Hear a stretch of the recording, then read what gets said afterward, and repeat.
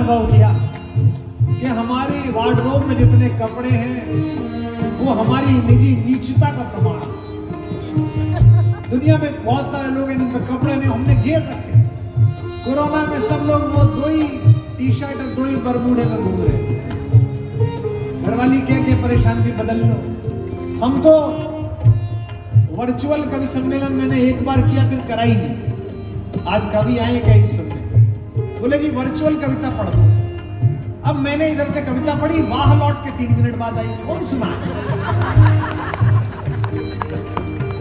मेरा कुत्ता मेरी तरफ देख रहा था कि कर क्या रहा है ये ऐसे हाथ नचा नचा कि क्यों बोल रहा है, और उसमें आनंद ही नहीं आता। उत्सव जो मनता है। अभी इस कार्यक्रम में आने के लिए जो हमारे बालक तैयार करते हैं, उन्होंने कुर्ता निकाल कर दिया, इस पर राम जी लिखे हुए हैं, पीछे भगवान का विग्रह, ये पहनिए। पहनने का मन, ऊपर कोट पहन रखा, नीचे बरमूडा पहन रखा। दिन भर की चिंता, खाने की चिंता, अब कैसे होगा, अब कैसे होगा। एक दिन सुबह ही सुबह एक व्यापारी सुबह सुबह दुखी दिखाई दिए। मुनीम जी ने पूछा, सेठ जी क्यों दुखी हो? बोले हिसाब किताब लगा रहा था, 6 पीढ़ी तक का तो है, 7वीं का क्या होगा। बड़ा दुखी, बड़े चिंता। ये विभू चिंतित था हमारा भाई। भैया ठीक तो हो जाएगा, भैया आ जाएंगे, किस बात की चिंता। सुनील जी के बगल में बैठा है, समझ बात को, किस बात की चिंता। भैया बहुत दुखी था। भाई साहब आ जाएंगे क्या, भाई साहब आ जाएंगे? अरे आ जाएंगे भाई साहब। भाई साहब भी राम जी की वजह से ही भाई साहब बने। राम जी की कृपा है। हम और भाई साहब घूमे हैं राजस्थान के एक एक कोने में।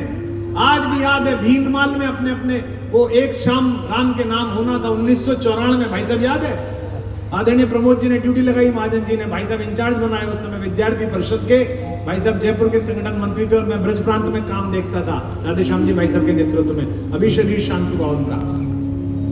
और भीनमाल में कांग्रेसियों ने कहा कि कार्यक्रम नहीं करने देंगे। सतीश तो अकेला ही खाड़कू नहीं है, हम भी थे। और कैसे करें, मंच उखाड़ दिया, मंच नहीं बना। कैन आप आश्चर्य करोगे, कैन यू बिलीव, ट्रैक्टर की ट्रॉली में बैठ के कविता पढ़ी हमने। भाई साहब ने कोई दिक्कत नहीं है, ट्रैक्टर की ट्रॉली जोड़ो, 2 बीच का वो गिराओ, कुर्सी बिछाओ, चलो कविता पढ़ो। हम चिंता करते हैं प्रतिदिन की, अब कैसे मिलेगा, अब कैसे मिलेगा। सेठ जी ने कहा 6 पीढ़ी का तो हो गया, 7वीं का नहीं हुआ। मुनीम जी समझ गए कि सेठ जी मोह में फंस गए। उन्होंने कहा ऐसा करते हैं, 11 बज रहे हैं, गांव के पंडित जी के पास चलते हैं, वो बताएंगे कि 7वीं का क्या होगा। पंडित जी के घर गए, दरवाजा खटखटाया, पंडित जी, पंडिताइन निकली, बोले सेठ जी प्रणाम प्रणाम।